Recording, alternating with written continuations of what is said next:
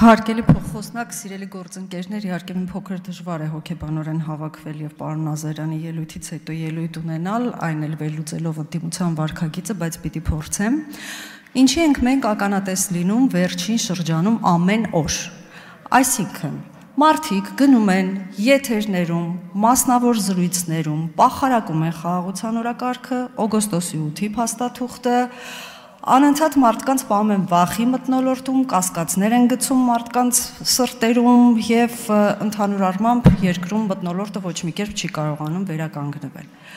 Մենք առաջարկում ենք, տալիս ենք հնարավորություն, սա բացառիկ հնարավորություն էր ընդդիմության համար խաղաղության օրակարգը այստեղ քննարկելու, քննադատելու, բայց փոխարենը նրանք այստեղ դա չեն անում, որովհետեւ հեշտ է մեջքի ետևից խոսել, հեշտ է զոհի կարգավիճակում այսպես ներկայանալ ամբողջ աշխարհին, բայց այստեղ քննարկել, բանավիճել, որովհետև վտանգ կա, որ հանկարծ իրենք կարող են իրենց կարծիքը փոխել, բայց թող այստեղ գային եւ ասեին օգոստոսի 8-ից հրաժարվեք, նոյեմբերի 9-ը բերեք մեջտեղ, ինչպես որ ամեն օր անում է մեր ընդդիմությունը եթերներում։ Բայց դրա փոխարեն ինչ է արել ընդդիմությունը, գնացել է եւ հայտարարություն է տարածել, որտեղ ասում է, որ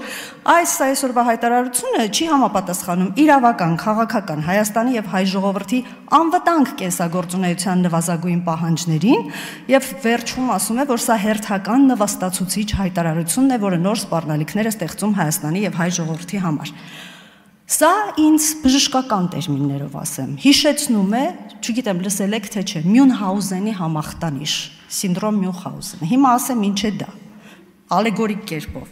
Մյունհաուզենի համախտանիշը կամ արհեստական կեղծ խանգարումը, սիմուլյացիոն խանգարում է, որի ժամանակ մարդը ձևացնում է, չափազանցնում է կամ առաջացնում է իր մոտ հիվանդության արհեստական ախտանշաններ, կներեք ավարտում եմ,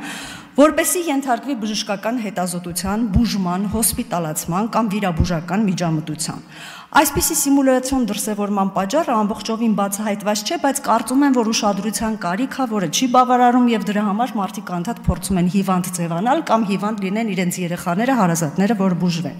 Եվ հետաքրքիր մի դրվագով եզրափակեմ Մյունհաուզենի համախտանիշով հիվանդների մասին, որպես կանոն, իրենք հերքում են իրենց ախտանիշների արհեստականությունը,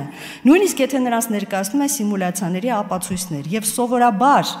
երբ որ այդ ուշադրությունը, որը պահանջում են իրենց չես տալի կամ չես ասում, որ այո դու հիվանդ ես խեղճ մարդ, նրանք դառնում են ագրեսիվ, բռնկուն եւ անընդհատ հարուցում են վեճեր։